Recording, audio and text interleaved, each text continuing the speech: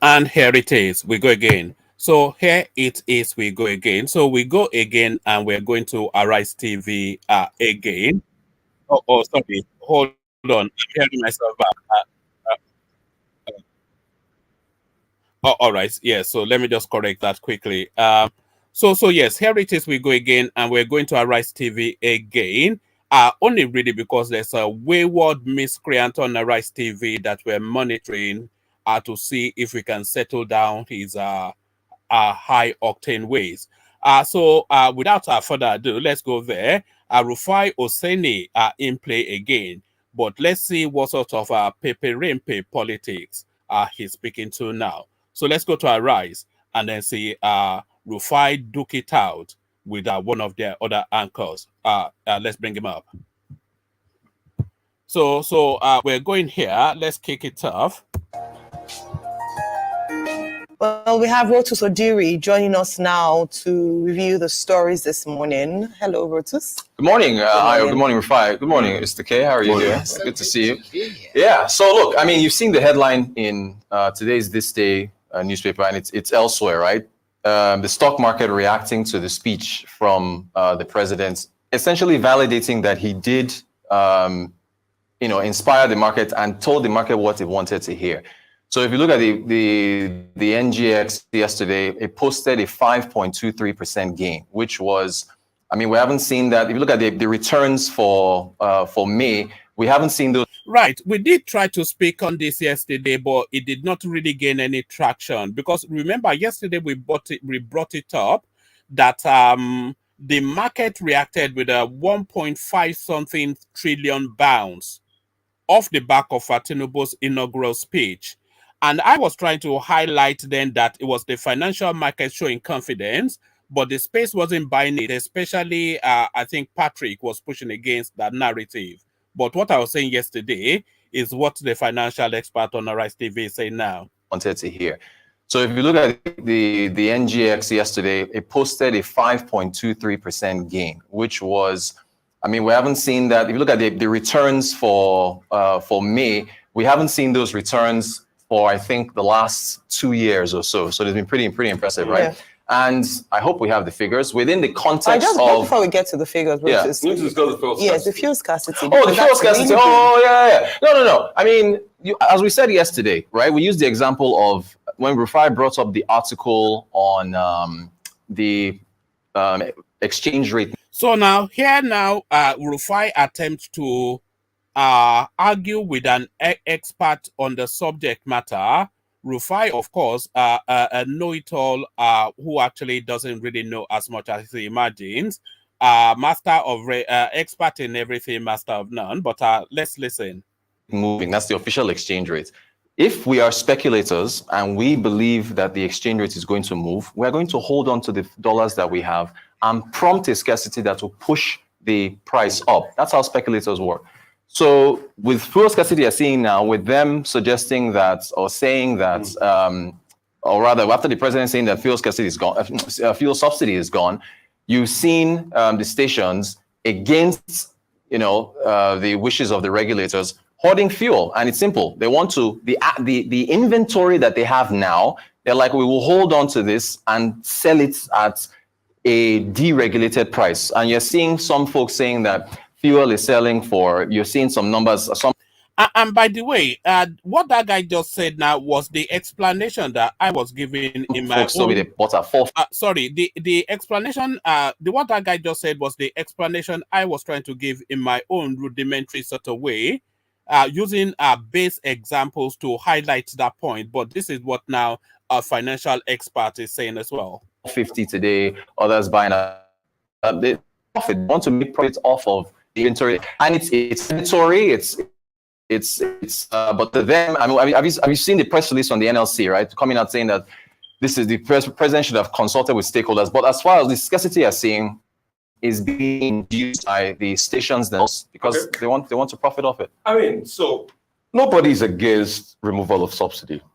What is wrong by President Bola Tinubu is the way he went about it. The way you announced that a speech on your inaugural speech, which we have now discovered that was not in the speech written originally. It was an ad lib because it was not what was submitted out as the Okay. So it's quite interesting to note that that wasn't in the speech that that was written originally that he had rehearsed. So it says it was an ad lib. So it's quite curious that a lot of things that we're saying is now being repeated on the space are not verbatim, of course, not that they were listening to us, but they agree with. Because what I was saying was that Tinubu had a momentary rush of blood to the head with that statement. So that was him caught up in the excitement of achieving a lifelong ambition, and he had a momentary lapse and a rush of blood to the head. So that's what Rufai is describing as a ad lib. So that comment, fuel subsidy is gone, was not at all part of the speech that he prepared. Speech, he just ad-libbed on that. See, before you remove subsidy, there are some things. And yesterday I kept on talking about econometrics. Rotus, you're an economist, you should know econometrics. Okay? Very well. What will be the outlook of the variables when you pull out the subsidy? You know, we've had this argument many times, Rotus, you and I. Yeah. That if you pull out subsidy today, there should be a floor price band of where it should go. You know, throughout last year, NNPC tried to calculate. I think it was NLC that brought out a ridiculous number. Then NNPC redacted the number and said it's going to be around 500 or 300 band. You remember? Okay. So we have not even sorted that out, which is also part of what I call the framework. That should have gone into you now knowing the analysis of when you face a removal, what does it come to? All right? Rather than shocking the system and say, go ahead with it. And the argument we are making, we are also quick to crucify the marketers. But I know a little bit how depots run. Because I have people that work in depots. And I have people that own tank farms. This is how the business runs. When you have people come to your tank farm, they take petrol out, take 3,000 liters and all of that. It is only as dependent on the price variable at which they take it out the first time. Because once they finish selling and they come back, if anything changes in the market, it will be reflective. Even the charges at which people will collect with you and the gantry, your tanker is. I'm not quite sure why this guy cannot be conversational and always confrontational. So he's sitting even amongst his colleagues and he's screaming and shouting. So when people scream and shout, that already indicates to you that they don't really have confidence in what they're saying and they're trying to use brute force to enforce an opinion. Why is he shouting? What's the fight? You have an opinion, present it in a civil manner, and if they agree, they concur. If they don't agree, then they give you an alternative. What's the screaming and shouting for this weird guy? Loading. It will be reflective in there. And this talk, NNPC always says that we have more than enough liters, to fill. Does NNPC have enough tank farm to store all their petrol? Don't they store in other people's tank farms? So what are you trying to say now? So what I'm trying to say is that they are hedging their business. That's what and why is he pointing fingers as well? This guy is so I'm not quite sure why this guy is being presented as an example for young people to emulate.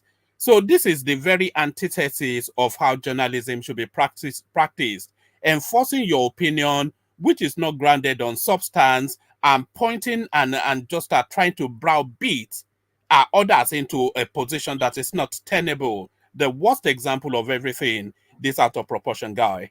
I just said no, listen to me, Rotus. Calm down. Yeah. The people that are in the audacity, he's telling Rotus to calm down. Rotus has not said the word. He's the one. And anyway, let's just listen on. Increasing the price. They are doing that because when they have to restock, the parameters changes. Okay. So it is not the money at which they sold their stock. When they go back to the tank farm, they'll be able to buy it any longer.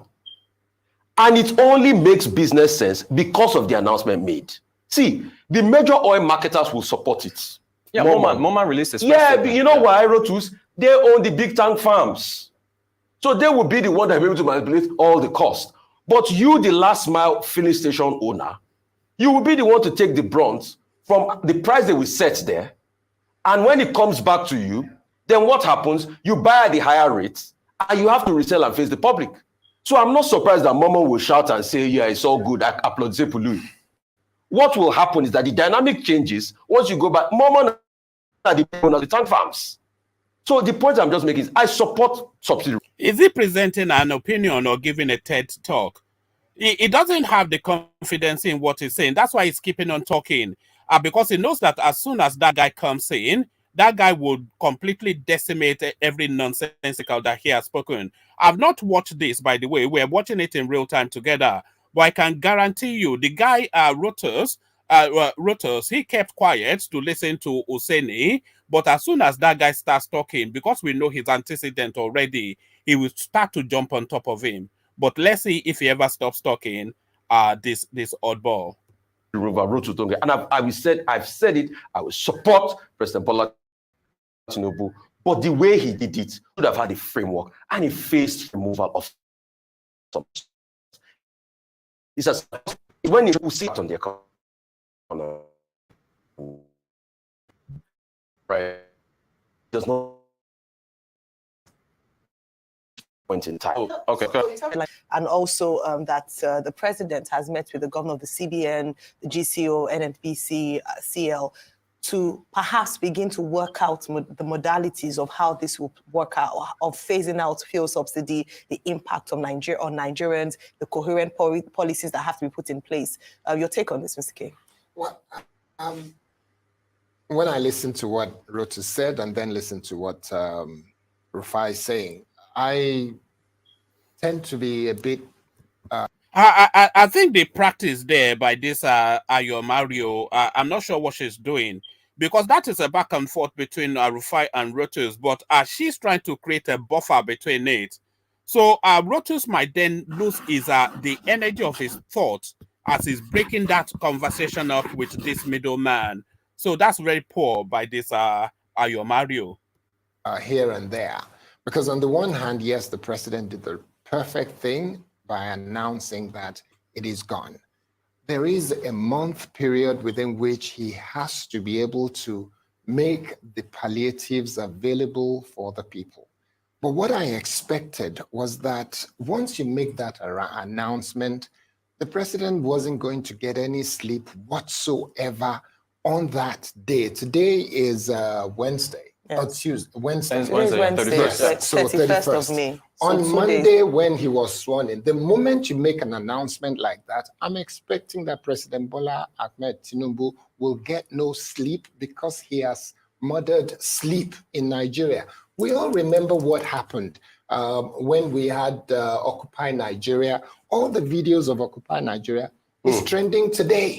It's trending today because I drove from Lekki to this place and I can see the traffic. I can see the people on the street. I can see so many people even fighting at petrol station. And if you're not careful, it's going to roller coaster. It's going to have ripple effect, and people will have rage and anger and frustration. What should be the honeymoon period for the president will now be cut short. Probably will no longer. It's cut short already. Because this is supposed to be honeymoon. This is the honeymoon. This is the honeymoon period for him. There's not going to be honeymoon for him. So we need to make sure, the president needs to make sure he's getting no sleep for the next few days, get his kitchen cabinet together and begin to look at where is the palliative. How do we get the PPR, what do they call that organization? That is the NNPC's special that should go out and begin to talk to the suppliers, go to the different tank farms, make sure that there is enough, and then remove the heat that Rufai is saying will be there. Let's remove it. Or what do you think? We have a regulator, right? The midstream, downstream, NNBPRA said yesterday that no fuel station should sell above the pump price. All the regulator, there's no need for any, all the regulator has to do is go to the stations and make sure that that's it. Yeah. So, yeah, but we've been on subsidy matter. And by the way, before he moves on, that is the point, though, really. So it's all about enforcement. And let me see if I've got this clip to hand. Because oftentimes it's all about enforcement. So this is really what we need to see more of. And by the way, NNPC, they've marked up the price of petrol now in preparation now for the removal of that subsidy. So there's a marginal markup but that markup should not be doubled at the pumps. And what this guy is saying, Reuters, is that the structures has teams of supervisors at the consumer engagement level, which they can deploy to go and ensure all of these petrol stations do not profiteer. And here is an example of that.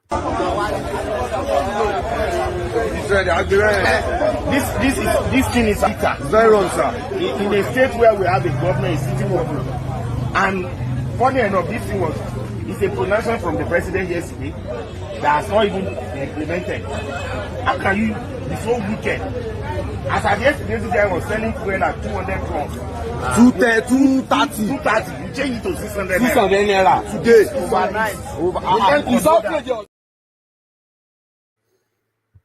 Okay, so that's an example of so let me just bring it back a tad, and then we hear this guy in his full flight. That no fuel station apologies, let me just should sell above the pump price. All the regulator, there's no need for any, all the regulator has to do is go to the stations and make sure that that's it. So, but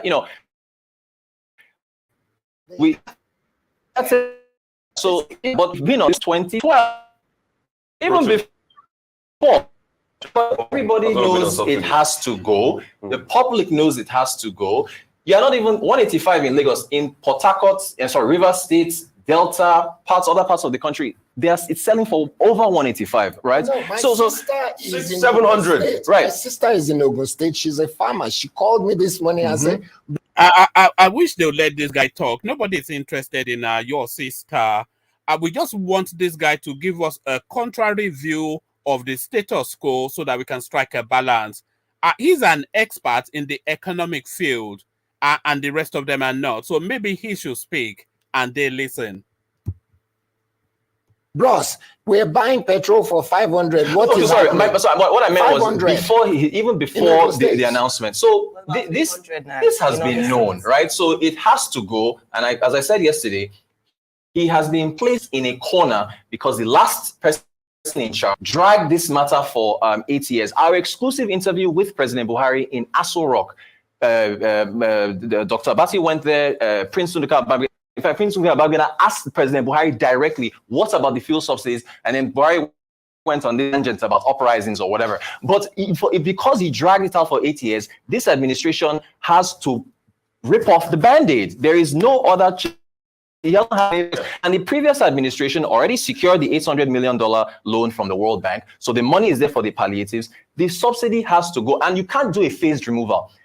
If you are removing phases, you are still subsidizing. So if you take off 10% now, 20% now, 20%, there's 80%, 70%, 60% that you're still funding. It has to go by June. So he's got 30 days between now and the end of June. He's got time. The money the subsidy provision in the budget runs out, and you have to run the economics of short-term inflationary pressures on the economy, and also let's run the economics of long-term inflationary pressures. So this guy, he likes to say was like econometrics, just to infer that he knows what he's talking about. Let me actually take his CV, Rufai Oseni. I want to say what his CV is, just to say.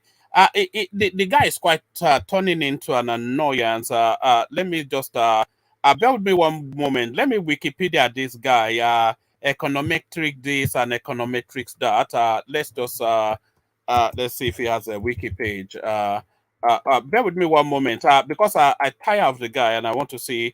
Let's see if he has anything. I just hold on 1 second. I want to see what the CV is. Just bear with me. It's really the way he talks. Let's see. It doesn't give us anything. It's not on wiki. It's not important enough to have a wiki page, I don't think. Let's see. Yes. Hold on. A Nigerian entrepreneur and philanthropist who made a significant contribution to growth. Born 1974 in Lagos, attended St. Finbar's for a secondary school education before proceeding to University of Lagos, where he obtained a degree in business admin. So BISADMIN. So BISADMIN. After completion, Rufai worked in banking industry before deciding to start his own business. So he did biz admin, and this is now what equips him to be saying was like econometrics and being an expert on everything. So a joker, as we all thought he was. Also factor in the variable Okay. that your so-called savior refinery, ceteris paribus, okay, kicks in maybe year end or thereabouts. Will it still churn in that, what comes? So does the marketer go to that one to get all of that? Let's just run the econometric analysis and see the impact on the economy. Short-term prices go up. The central bank governor, Gordon Emefiele, at the prior MPC meeting when he raised rates to 18%, gave 3 price shocks for food inflation. 1, transportation, road transportation. 2, insecurity in food producing areas. 3, legacy infrastructure issues. Those are your shocks. Fuel passes through to road transportation because over 96-97% of goods are moved by road. So when you hike fuel prices, it translates to transportation of food, it translates to transportation of goods. So that's where you see your short-term inflationary spike. But over the long term, supply is guaranteed. That's the whole point. When you remove fuel subsidies, all players come in. That is literally the definition of a deregulated downstream sector. There are 3 stocks. I don't know if we'll get time to get into them. Corn Oil, Eternal PLC, and Total. They all ripped yesterday along with the market. You know why? Because investors said that if President Tinubu is removing fuel subsidies, the downstream sector profitability cap will rise, which means that there'll be more dividends for shareholders down the line. And those companies... No, but diesel is deregulated already. Yeah, but did this work? No. Can this guy let the hell God Almighty Allah no man? Ignorance is bliss, When this was the arguments we're making when diesel was deregulated. Did it work this way? Did it work like clockwork? So like that? When you say it works, diesel is coming. Diesel is coming down. It's at 592 now from highs of almost 900 because oil prices have been coming down. Yeah. So that is how it works. When oil prices go up, diesel goes up. When oil prices come down, diesel comes down. That is the same. Yeah, these are the stocks now. Okay. The markets validates what the president said at his speech, that he wants to deregulate the downstream sector, and that's why you saw these stocks particularly. And I hope we have his quotes. There's 2 particular quotes that he made are part of the reason why the stock markets returned what they did. Here it is. I have a message, and this one about him going off script, I don't know, because this was pretty specific. I have a message for our investors, local and foreign. Our government shall review all their complaints about multiple taxation and various anti-investment inhibitors. He then went further and used a particular word. I mean, I don't know how you can, this is off script. We shall ensure that investors and foreign business repatriate their hard-earned dividends. Wait, let me finish. The repatriation issue is with respect to forex illiquidity in Nigeria. Airlines, stock exchange investors, they have not been able to pull their money out because of a lack of FX. Now, by the way, the bulk of your FX goes to importing refined fuel into the country. Much of your FX, you cannot even sell your oil because of oil theft, which was rampant under the last administration, and that is constraining your FX. So him sending and telegraphing to the market that I will deregulate the downstream sector, downstream stocks go up. I will give you for FX liquidity, stock market goes up, because in foreign, look, we have a chart on foreign investment, foreign portfolio investors. It dropped from 54% in 2015 to 8% as of April. So foreign investors, Buhari chased them out of the market. This is FDI. Look at FDI in 2008, 4.6 billion, dropped all the way to 468 million in 2022. FPI, foreign portfolio investment, as well as foreign investors. Look at this chart. I mean, look, this is a disaster.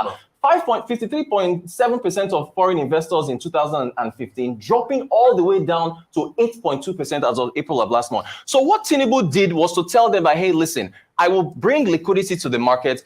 I will do it's talk. There has to be action to follow it, and that is what boosted it. So, good. But that's what they're talking about here. You see, the bone of contention here is the framework at which you're going to pull it up. That's what I contest. And if you contest that, subsidy, you didn't hear what subsidy is going to do, you can get the original speech, Rochus.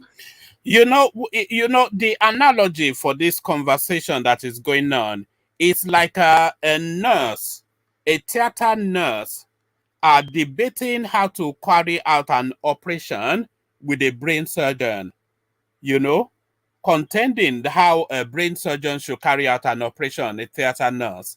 So that's the conversation between Rufai and Reuters. So you can attribute who is who in that conversation. It's just maddening. You just sit down and listen. You don't know anything. We all know you don't know anything. So why don't you just shut your bloody mouth and let somebody that knows speak? God.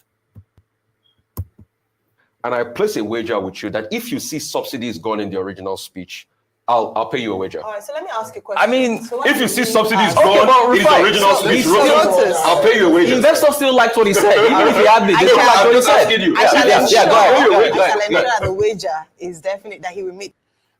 So Rufai knows more than the investors who are bouncing up the downstream oil stocks off the back of that, and the signal that he's sending that you can invest and we will not hold your money hostage, which the market responded 1.5 trillion. So they are idiots. This guy wrote us a financial expert who has broken down the trajectory of it. He's an idiot, but our biz admin guy from Unilag, he's the one that knows everything. He actually makes good on his word. Yeah. I want to I'll ask pay you a you, wager. you have talked about the fact that if it's the Band-Aid has been ripped off. Yeah. But what we're saying, what a number of analysts have said is that yes, subsidy has to go, but there also have been coherent policies that he should Simple. have announced Framework. almost immediately. Yeah. Now, even though the error has already been made, what should he begin to do? Yes, he had a meeting with Mr. Godwin Emefiele of the CBN, with the labor unions. He also had a meeting with Mele Kyari of NNPCL. What do you think the outcome of that kind of meeting should be? What should he be saying to Nigerians? What kind of policies should be put in? What rip a band could ease the Band-Aid of the ripping off? What should he begin to do? Because that's what we should start discussing. Right. Subsidy is gone, and a number of people have agreed that it is a good move. It is just the way it's been done. So what should he start doing now? Okay, so your meeting with your CBN governor, that is on the exchange rates. He wants a single transparent exchange rate, and that's what Godwin Emefiele went to publicly go and talk to him about. So that has to happen. Once you have a single exchange rate, it is transparent. Everybody knows how it is. Foreign investors come back into the market. When Buhari was elected, the stock market went on a 10-day bull run. It was continuously optimistic because they were expecting that President Buhari, a former president, would change things. It didn't happen, and the market ended up dropping. The optimism you're seeing in the markets from what President Tinubu said is the expectation that these moves, FX transparency, single exchange rate, subsidy removal, will be implemented on time. So that's what it needs to do. But something needs to be said here. 3% of your consumption of total fuel in this country, the bottom of the pyramid only accounts for it. This fuel subsidy we've been talking about It's for the elite. it's for the elite. So when people say, oh, do the framework, do this and do that and do that, it's a tax cut for, frankly, four of us sitting at this table right now. So I don't need a tax help from the government. I know how much I pay for fuel in my vehicle and so on and so forth. I'm ready to pay it. So the brunt of this, yeah, it will fall on the poor Nigerians, but the consumption, prices. Everything is tied to it. Transportation price. right. Everything is tied to it. Look, but you have to be careful about this. When you are saying you want to put in palliatives and this or that, that is a subsidy transfer. You are moving your subsidy from fuel and now want to cushion transportation costs. You want to cushion food costs. Be careful with that because you're just moving money that you want to put in investment. And how long will that go for? How long will palliatives go for? Four of us on this table, we can bear the brunt. You know why? We are higher than the lower class Nigerians. Yeah, of course. But if you go out there and feel the pain of the lower class Nigerian, people that have to trek, this narrative will sit with them. So that's the Ajanle Koko argument. So let's see how Rotos deals with the Ajanle Koko argument. You see, and that's why the most developed countries in the world have a benchmark. Even America, the bastion of capitalism, have a benchmark for people that are caught in the lower rung. There is health insurance companies. The health insurance worth trillions in America. But there's Obamacare for people on the lower rung that people can get in. How is Obamacare funded? You get. How is Obamacare funded? The truth has to be said. No, answer that, Rufai. How is Obamacare funded? No. Taxes. I know. On the rich. I know. That's how you fund it. So instead of let me land. Okay, go ahead. Let me land. Why are you landing when the point that you are making is already defeated from the onstart? This is the thing, no. They say a little knowledge is a dangerous thing. And this guy exemplifies that cliche, that idiom. This Rufai Oseni, he exemplifies that idiom. A little knowledge is a dangerous thing. So if you know a little about something, sufficient enough for you to speak at a rudimentary level on it, but that rudimentary level, the understanding that you have then You want to enforce it as a vast and an expert knowledge. And this is a very dangerous thing. And because to the gullible, you will mislead them, and to the expert, you will frustrate them. And that is the definition of this big-headed boy. So when you have that, you also have to take care of the people that are the lower rung. And take, for instance, people that will move their goods and services through, the roads that are going to use petrol. That's why you see that there's a pass-through effect even on food inflation, because most of those local farmers that you eat from. There is, again, pass-through effect. He's been laboring that for 2 days now. So that is his new now discovered phraseology, econometrics and pass-through effect. So he heard that somewhere. Now he's regurgitating it. All will normally come from the farms and all of that. So when we are also thinking about people like us that can take the burden, all right, that can afford to buy at any price, we should also look at the people that are facing it at the lower rung of the ladder. And those are the people Labour are speaking up for. Okay. We are all capitalists. So very quickly. Hold on one second. Go ahead. We're out of time. Oh, we're out of time. Or you had something to say about his statement on lifting of trade, on what his policies around trade. Did you want to say something about that before? No, it's very simple. Economic growth is how you are living. You cannot palliatives and forever. You must grow the economy. If you grow the economy, increase the wealth of everybody. As it says, a rising tide lifts all boats, right? Yeah, this was just a bull market versus bear market. This was Nairametrics saying Tinubu, Nigerian stocks post a 5.3% gain. So they're just playing on words. But that's a bull market is a positive market. But the point of this is that palliatives cannot go on forever. We support that. If you grow and channel this money into proper health insurance, you channel this money into infrastructure, the roads we're talking about that they transport food, channel it into power. 30 to 40% of overhead costs for businesses goes to power. Put the subsidy money there, you will help the poor. That's where the money should go. But it takes time for that to happen. That's what we're saying. It's a healthy debate. It's a healthy. Yes. Yeah. Let me just. You love it. We love it. All right, and there it is. So Humpty Dumpty sat on a wall. Humpty Dumpty had a great fall. So that was Rufai Oseni, ever the verilous Humpty Dumpty. But the last thing he said is just the only thing that he did say. That space between where the subsidy money will now be divested into and the pain of removing the subsidy, that period now, how is it insulated for the Nigerian mass? Because all that Roto said, and I've not been following this Roto, so I have to start following him now. All that Roto said, it makes infinite sense. So if they divert the subsidy monies into infrastructure, healthcare, power generation, just those three spaces, infrastructure, healthcare, power generation, the cost of that subsidy, whatever it is that petrol is selling for, it will be immaterial. Do you understand? Even because the consumption of petroleum even will fall. If we had electricity in Nigeria, the consumption of petroleum will fall by a good 30%. Because a lot of that consumption is to power up your I better pass my neighbor and make noise pollutions and environmental pollutions and all of that. So if we had sufficient reliable power generation, that already impacts on consumption of petrol, and the price will fall. The price will fall. And if we had decent enough infrastructures so that there's a smooth transiting of goods everywhere, the price will fall. So, but for all of those to take place, we're talking about a 2, maybe 3-year process for all of that to come into play.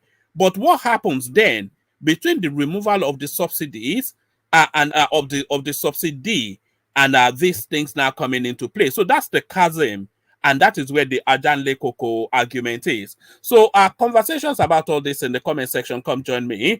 So I'll leave it here, carry the conversation on with you in the comment section, but here I say, and maybe we'll continue to do this the Empty Head Rufai series. I think I'm enjoying it. So maybe tomorrow again, we'll go back to see what the Empty Head has to say. So I'll leave it here, carry on the conversation with you in the comment section, but here I say, peace.